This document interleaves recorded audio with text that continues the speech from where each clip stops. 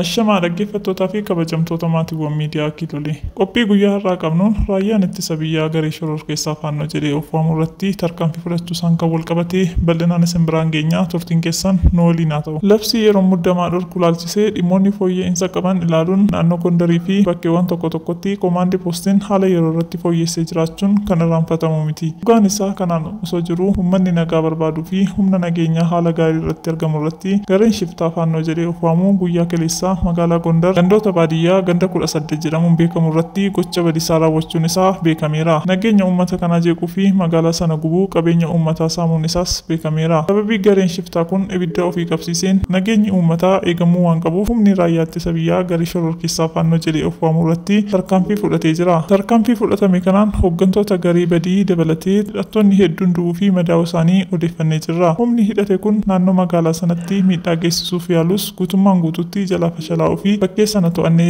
jechuun oduun adeemsifamaa ture odeeffannoo sobaa ta'us beekameera. Kanumaan wal qabatee Kiruubeel Qinduu Malkaamuu Abbaboo obboleessa Tashoomaa Abbaboo Sheetee itti aanaa Habtee fi yeroo hooggantoonni maqaan isaanii hin beekamne lama ajjeefamuu isaanii fi lakkoofsa hooggantoota du'anii adda baafamaa jiraachuus beekameera. Egaa dhaggeeffattoota qophii keenyaa qophii har'aaf qabnu asumaan golomnaa laayik sheer sabskiraayib gochuun nu hordofaa galatooma.